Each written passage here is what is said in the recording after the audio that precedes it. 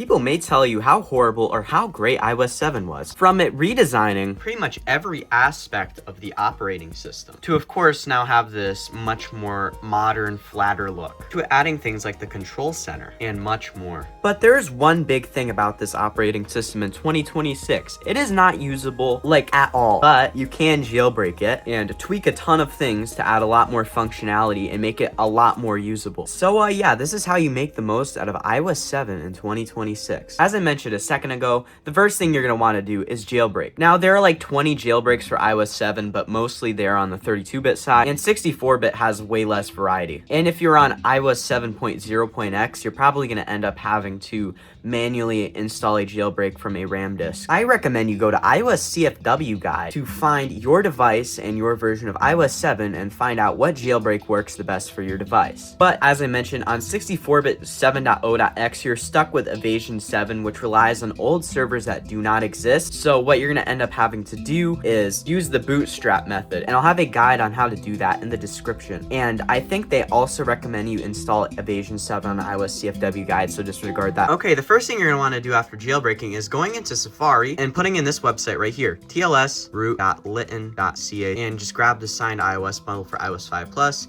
hit install now, put in your passcode, and then you're good. And now, let's get into the fixes and tweaks. Before we install anything substantial, go into Cydia, of course, and what you're going to want to do is you're going to search up Substrate Safe Mode. This is a tweak that implements a safety net of some sorts, where you can enter a mode where no tweaks are installed and can uninstall any bad tweaks that may be like causing issues.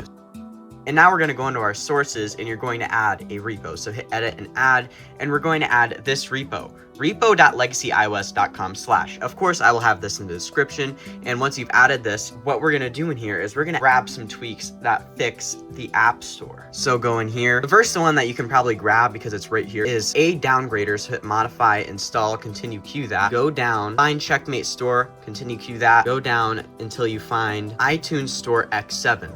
And then just hit modify, install, confirm, and then you'll install all of these tweaks at once. And then you can just restart your Springboard. And to sign into the App Store, what you're going to want to do is you're going to go find iTunes and App Store, and in here you're going to put in your Apple ID. And on first run, if you get a thing that says cannot connect to iTunes, just reboot your device and try it again. Also, when you sign in, it's probably going to say it's wrong or something on the second run, by the way. And then this is not like cannot connect to iTunes. This is going to be like a verification thing. So a verification will pop up on any of your other iCloud devices, and what you're going to do is you're going to grab that verification code and put it on the end of your passcode. And once you've done that, you've successfully signed into the App Store. Although this is not the best method to get applications, I recommend sideloading. But it is still really cool to have a working App Store in 2026 on iOS 7, as it just doesn't work natively. So actually, let's get into sideloading right now. So hop into Cydia, and you're going to hit edit and add, and you're going to add this repo right here, yzoo.mo/dev/. And once you've added that repo, you're going to open the Electamons repo, find all packages, and you're going to install Viteris. So modify, install, confirm, whatever. And once you've added this, what Viteris is basically is it is a alternate app store. It's a lot better than the App Store because you have access to some apps that aren't even around anymore and you can't grab off the App Store. So like a big one, for example, is like Flappy Bird. So you would just go in here, and to install app, by the way, you would just hit this button right here and grab the version that you want. I recommend 1.2 for Flappy Bird, by the way, but you can't normally grab Flappy Bird off the App Store. And another thing I recommend you install for the time being is YouTube, and you're going to want to grab version 1.3.0. We will need this because we are going to fix YouTube in a upcoming tweak. And although Viteris is a lot more efficient than this next method we're going to go over, which is iPhoneOSobscura.litten.ca/, I'll have this in the description. It is a site, by the way, and it's less efficient to like something like Viteris because it goes down frequently and stuff like that, and it's in a site, so it's not as easy to access, and it doesn't even have a queue like in Viteris. And I forgot to mention that to see the queue in Viteris, you just hit more queue, and you can see what's installing.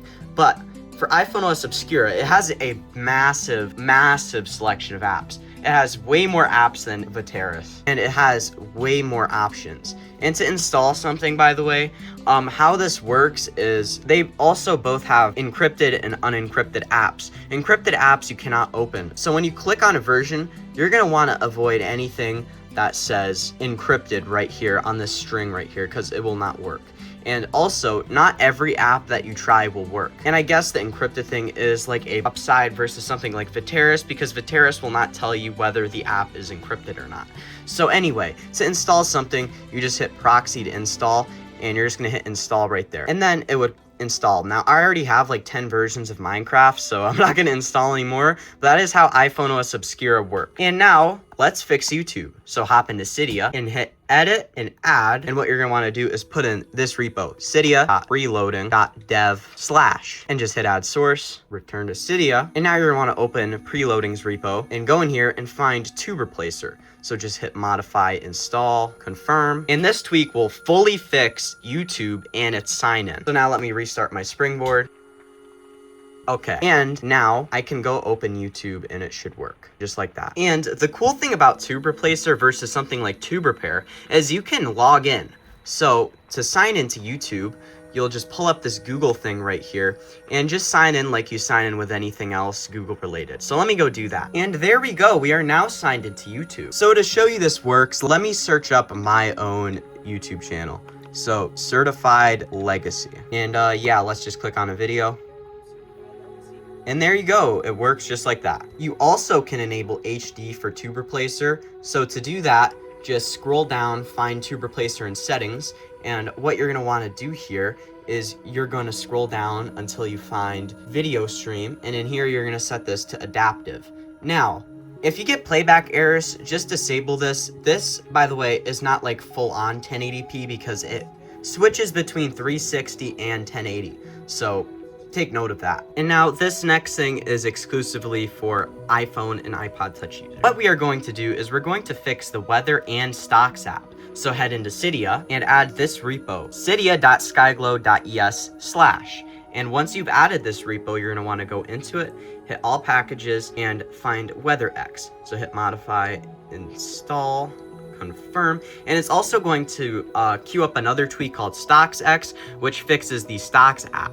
So I'm just gonna restart my Springboard here. And just like that, the weather app works. And for stocks, I can just go load this up right now. And there you go, it works. Now, another thing I recommend you do, especially if you have a huge iTunes library, is sync it up with your device. And you pretty much can just use your device as like an iPod, which I enjoy doing. Another thing you can do if you're like sick of the base wallpapers that are in iOS is you can make your own folder of iOS wallpapers. So just go download them off wherever, and as you can see, I just filled this up to the brim with random wallpapers that I like in here. And yeah. Another thing I recommend you install is f.lux. To find Flux, just go search it up. What it is basically is it adds night mode for iOS 7. So to install it, of course, just hit modify, install, confirm, and you probably won't even have to respring. To find your location, your time zone and everything, you're gonna wanna go into f.lux. And also, before you do anything, make sure location services is enabled. You're gonna go in here, you're gonna allow it to take your location. To adjust the warmth of how the night mode works, what you can do is you can go into f.lux in settings and you can adjust how it looks. So daytime is where it is right now. I can see I can make it very warm, I can make it very less warm, and yeah. And now for some tweaks that are completely optional and overall are just kind of useless because all they do is just change how iOS looks, but overall it just makes iOS 7 a bit more fun. As you notice as I move around my device with all the animations and everything, it has some custom animations. And if you look up here, I have a Apple logo as my carrier logo. Well, both of these tweaks are Cylinder and Zeppelin. Zeppelin is this one, which is the carrier logo, and Cylinder is the animations. Now, I assume at this point you know how to do this, so just go into Cydia, continue queue both of these tweaks, install it, and yeah. To customize how everything looks, go into Cylinder for just starting off. You're gonna go into effects and you can choose between whatever effects you want in here. There's like 20 of them. Now only select one of these at once, because if you do two at once, so like let's do to it once just because I want to show you. It really looks very weird.